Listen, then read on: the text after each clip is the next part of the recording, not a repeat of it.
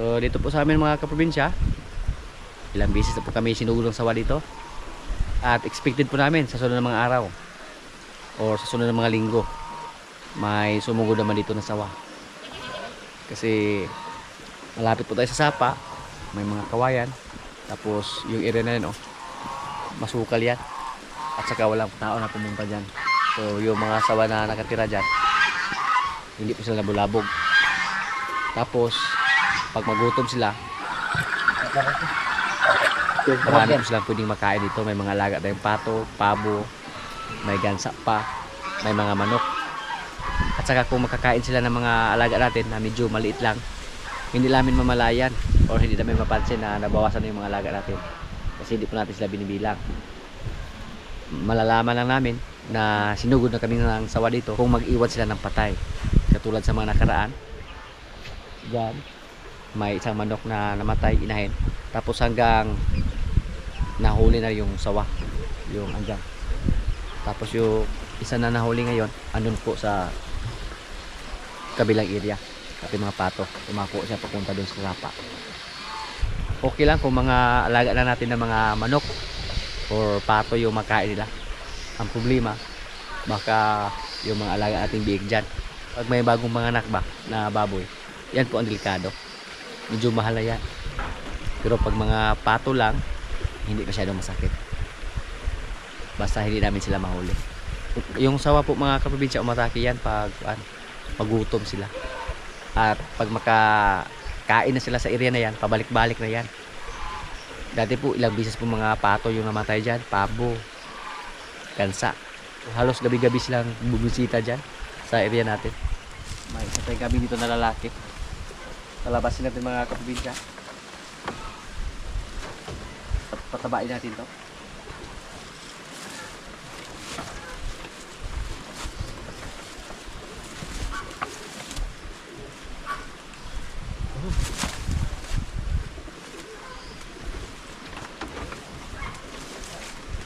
Pasok natin to sa labas kasama sa ating ito na kambing.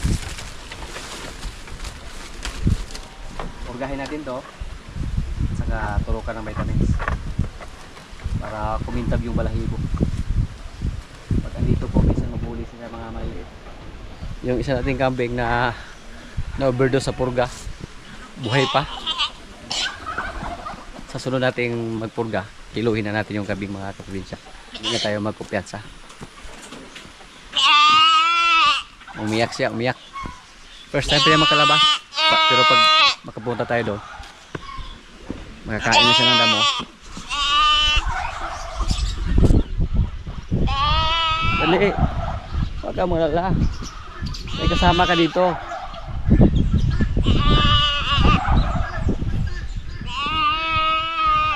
Maumaan.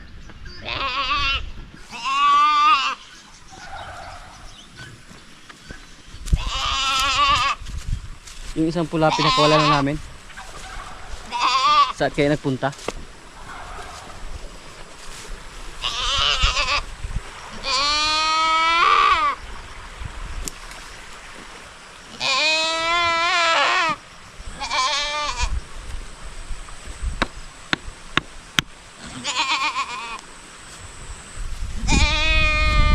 Yung isa natin kami na kulay itim, lakas siyang kumain.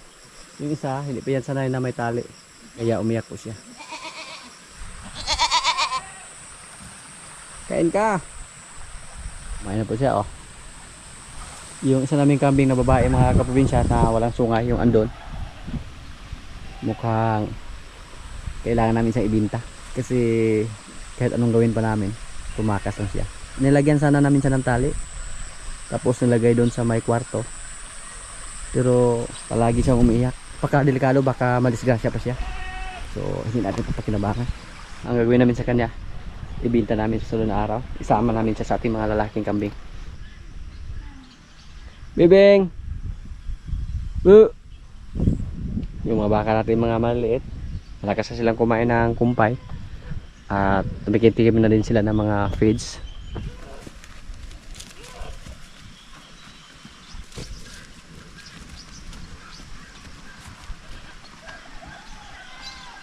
Ando lang yung isa natin kambing mga kaprobinsya, oh. Akala po natin Binalik na doon. Sure po tayo na mabuhay yan kasi kumain na siya oh. Sa mga nakaraang araw po hindi siya kumain. Akala ko wala dito. So tatlo po yung tabi natin ngayon na good news. Kasi kumain na siya. Kumain na siya ng damo.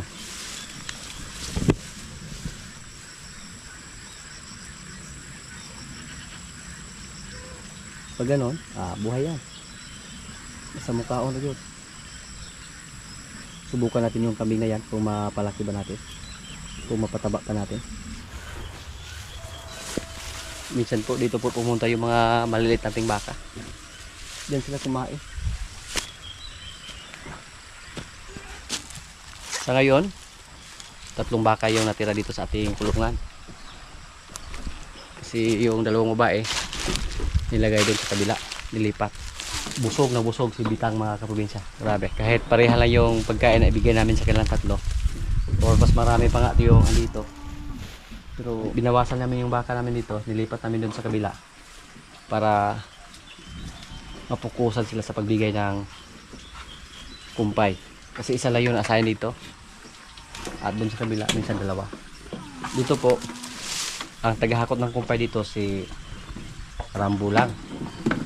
Tapos dati 5 yung andito. At saka doon sa kabila si Palo yung tagahakot doon. Tapos marami yung dala ni Palo compare kay Rambo.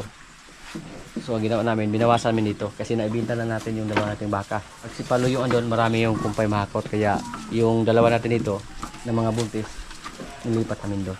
Yung napakalakas po dumidi sa kanilang mga anak.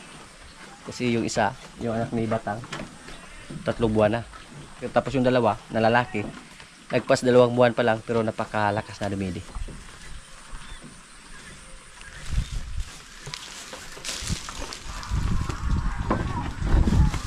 Tingnan niyo po yung tiyan ni Bitang oh. Busog kayo.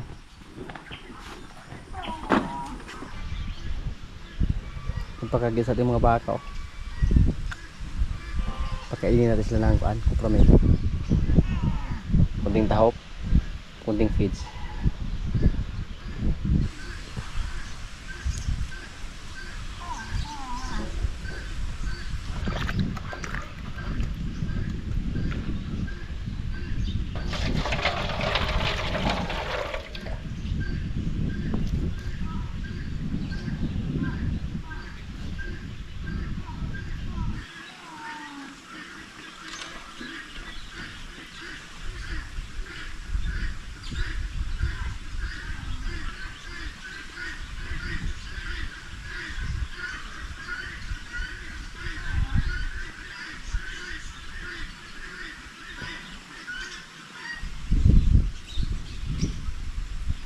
Bibing lang yung kumain.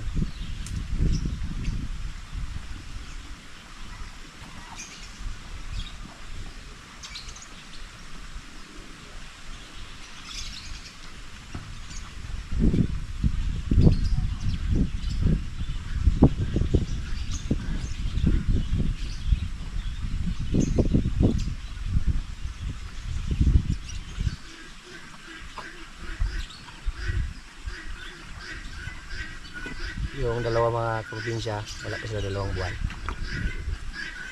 Kaya hindi pa sila kumain. Minsan, tumikim-tikim lang sila.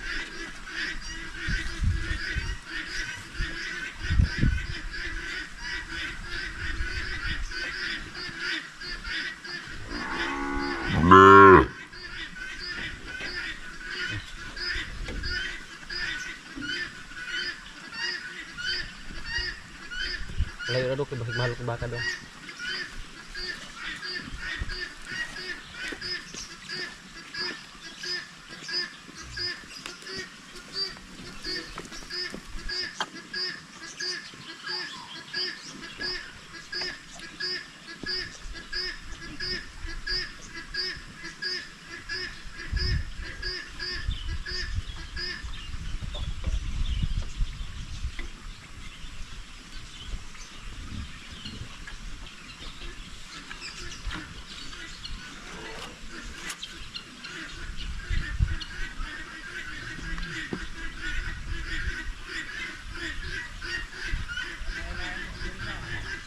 Ha? sa aman.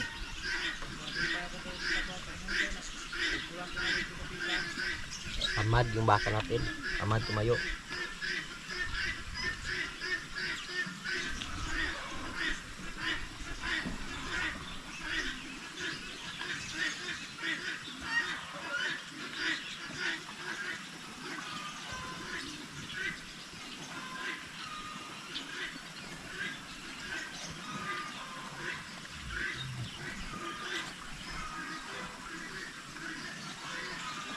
Wala ka ng tatay dito.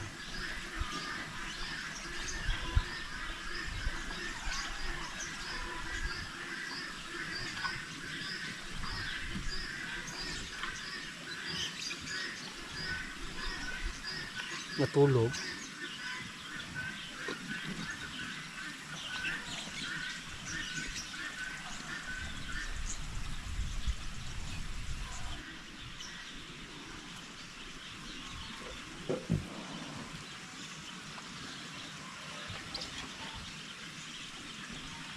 Wala na po ka.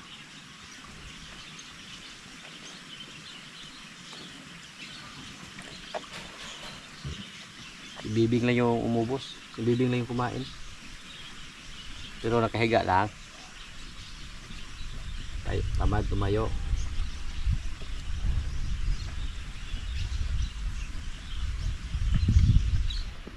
Bigay natin to kay Limer. May natira. Pero marami pa yung nakain niya mga kaprobinsya.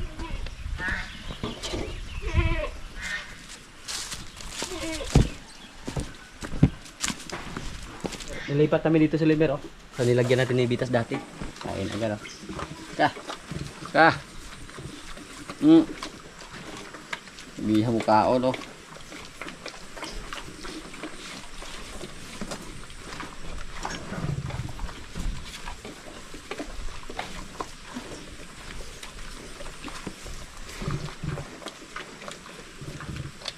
No more. Kadali araw na hurot mga kaprobinsya. Ang bilis lang naubos. Kaunti lang yung budget namin sa kanya na kupramel. At saka hope hindi na namin pinakain ng feed si Limer. Pero mataba pa rin siya. Malakas kumain ng kumpay.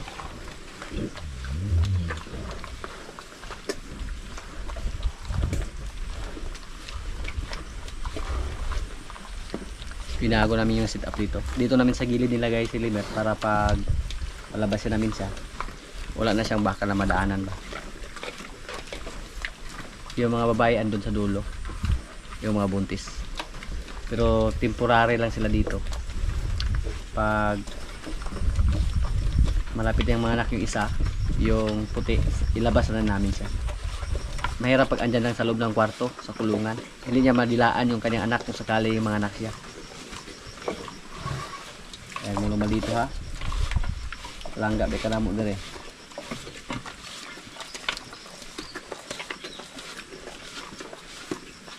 Oops. Maldito Jod. Nungay gid siya. Pero ilang. Pero pag ando tayo sa loob, hindi naman siya nanawag sa atin. Pag nasa labas lang tayo. Si Bone.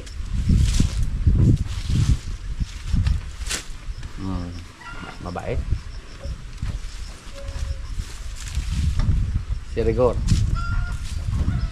Mukhang masikip na yung busal niya. Si Junior, Pogi. Si Marimar, Buntis. Yung puti ating baka. Galing sa Dawis. Sa mga nakaraan, napagawa tayo ng DIY na chopper para sa mga dahon ng madadagwa. Para yung mga madadagwa, yun po ang ibigay natin sa ating mga tilapia. At effective po yung ginawa natin mga kaprobinsya. Ubos yung mga dahon ng madadagwa na ibinigay natin.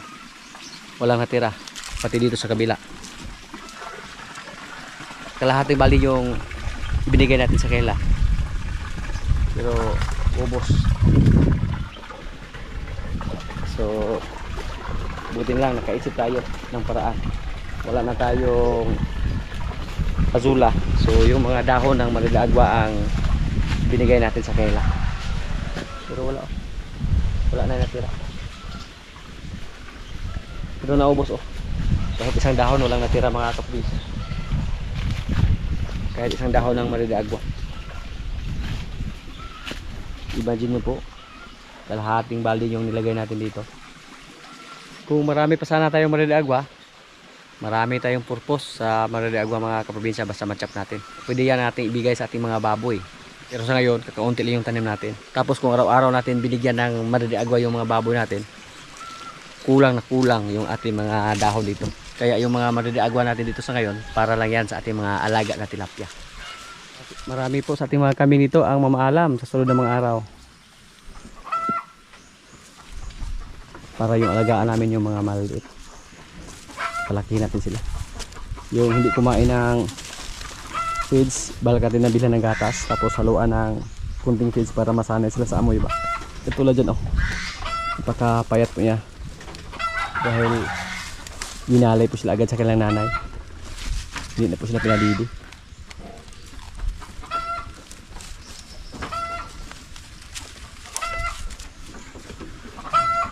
Ang ibinta natin ito, isa,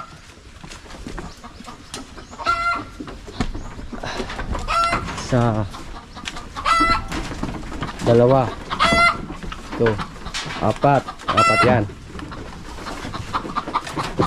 pang-lima, pang-anim yung kulay itim,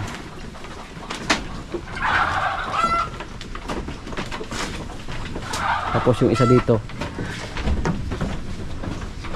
Yan. At ito po, pang-pito. Palagi po siyang tumakas mga kaprobinsya. Kaya tinali namin dyan. Tapos, ang problema, tumalon lang siya. At po ratio, pa ganyan. Kailangan pa natin magtali ng kumpay dito. Ang gagawin natin, para tanggal sa sakit ng ulo, ibinta natin siya.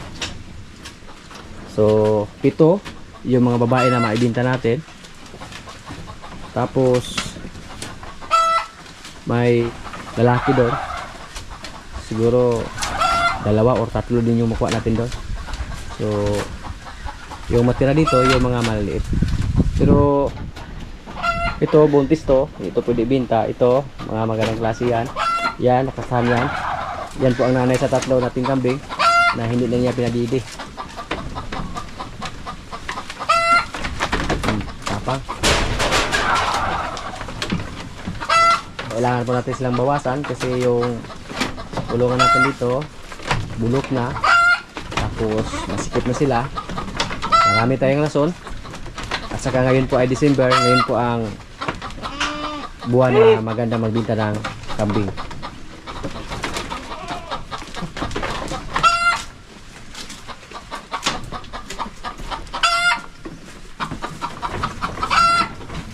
George, ang tingin-tingin mo dyan, George. Tanggal yung kanyang airtag.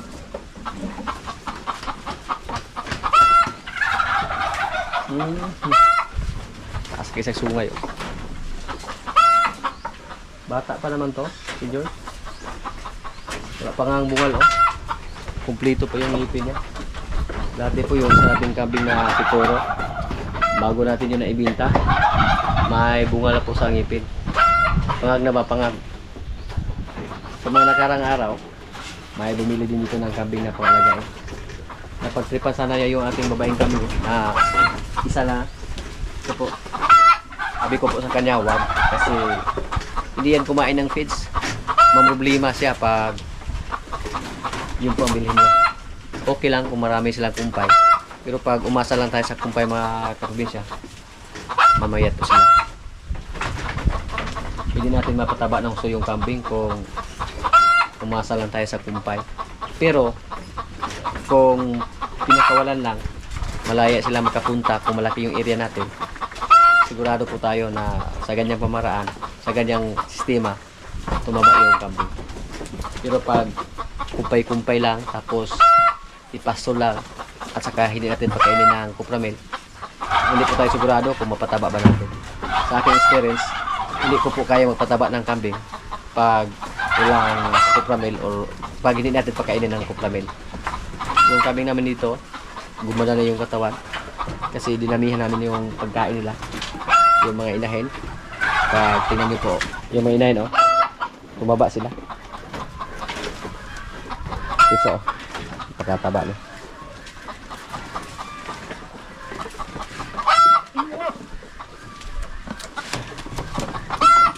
Yan po ang nanay niya. So okay lang pag ibinta natin yan kasi may kapalit naman siya. Wala pa ni ikaw pahe daw? Anak are? Kung iyang anak ba wala ka pahe? Ang kariba tambok.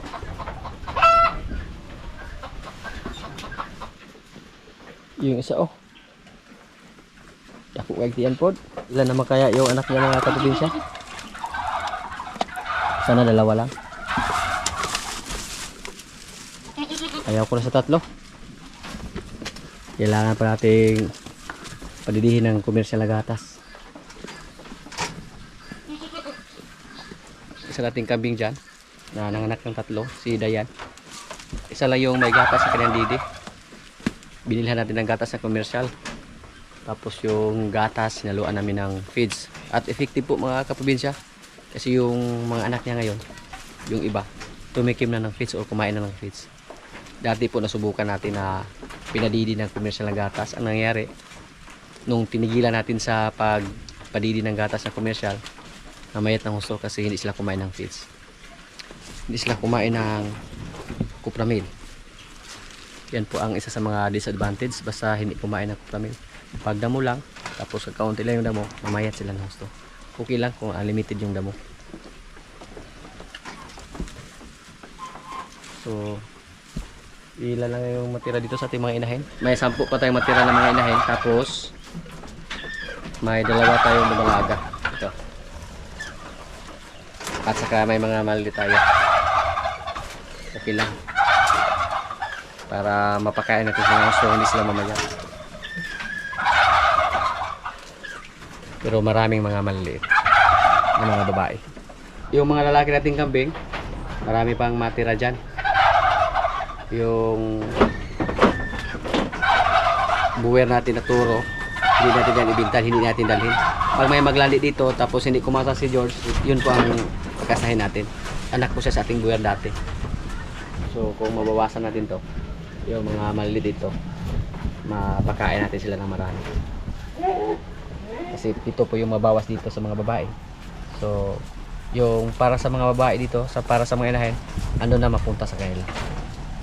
Para next year naman, next December, makabinta naman tayo. Pero yung target natin ibinta next year, by December, yung mga lalaki naman na andito. Sila yung alagaan natin. So okay lang, taon-taon tayo magbinta ng kambing. Tapos hindi bumaba sa pinhits yung ibinta natin. Goods lang yan para sa atin. Tapos sa ating mga baka, pwede si Junior Pugi next December. At saka si Rigor, depende lang sa laki nila. Tungkol po sa ating mga baka sa ngayon, pang 10 na babae yung ating baka na Red Brahman dyan. So siguro 2027 or next year, magsimula na tayo magbinta ng mga bagong walay. Depende lang sa sitwasyon dito. Pero sa tingin ko po, pag tuloy-tuloy yung pagpanganak sa ating mga baka, mga bagong walay na yung ibinta natin. Wala na tayong mapaglagyan sa kanila kung alagaan pa rin natin. Okay lang kung maliliit pa yung mga baka. Halimbawa nasa tig-1 taon pa lang, kayang-kaya pa natin yan pakainin ng mga damo or mga napier. Pero pag lumaki na sila, katulad sa ating baka dyan, na si Bune, hindi na natin kayang pakainin basta marami.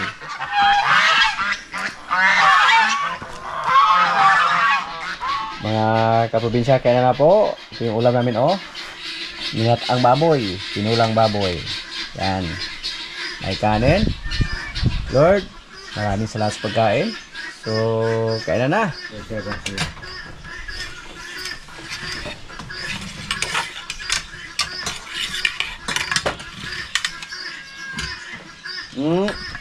Hare-hare kaganihan, ya karon.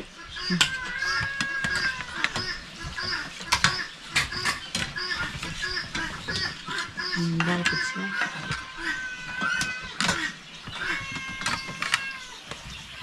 Oh, gamaan mao tong para katray. Solo na siya. Sakto lang sa tili. Yapong sige po naglangan nyo.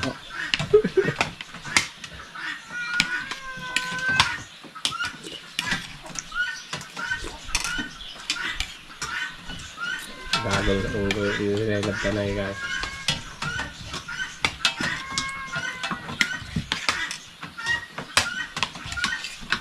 Coba na yung pat.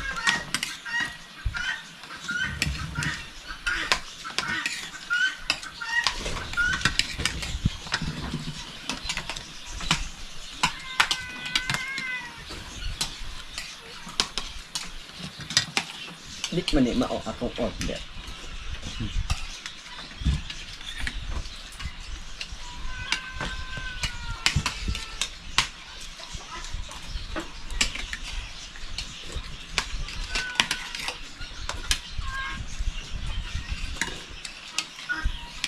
Wala ba yung bukas yung bo? Wala ka buntangan da? Ikulat ko ba? Parang pagkukulog ba? Ano sa'yo na ako? Maya itong bukang matulog kaya. Putis artista. Putis artista. Di ka itututong bro? Kantong kampaw? Walang minito? Wala itutong ay?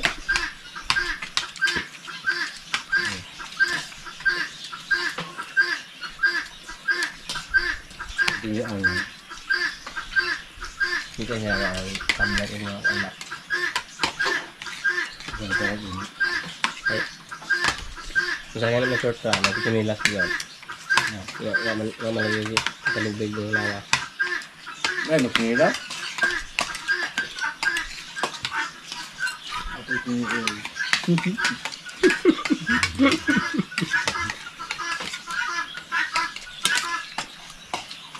Pero wala ni pagbayaw ni mo coin na pa. Dide. Yung bay yung laki. Dide. Hmm. Nung karga mo na.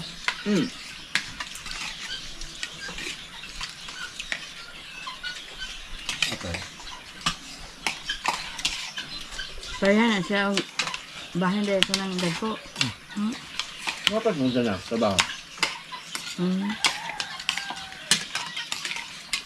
Sa bulayag ka na, muli ka man na ng mga paan. Gusto nyo na po tabi.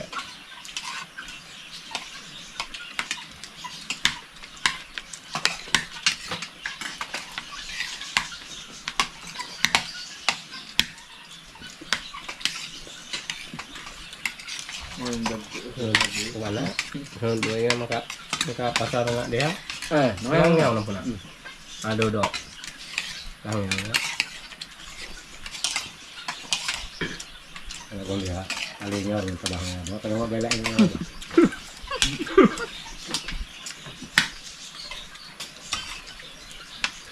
Tulingawan nga.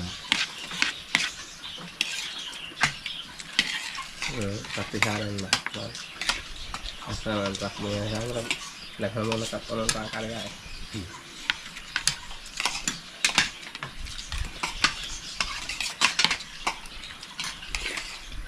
Hari mo nga ka bagay.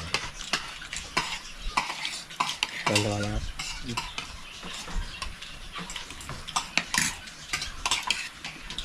Wala ba siyang text?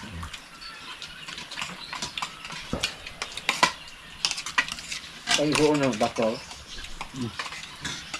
Kamawangan ko.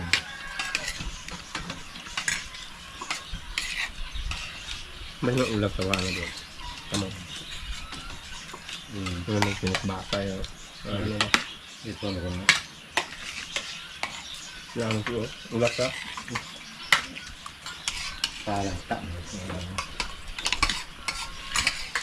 Meso yung sala. Apa na nga kay ko pinakbaka yun. Ito pa naman. Berang ano ko pinagbuan.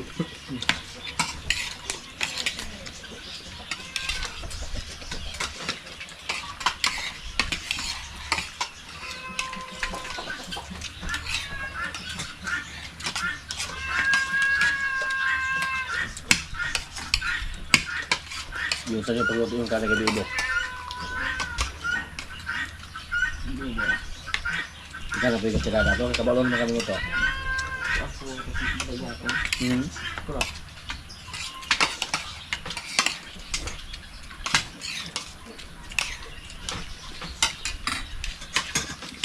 Ito na kasobrang inom.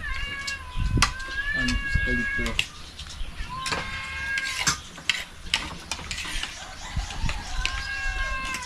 Pilak mo ito. Kami taon rin. Ang kuya pinang naya. Hindi natin yung itong utong kami na iniinom na kami dito da.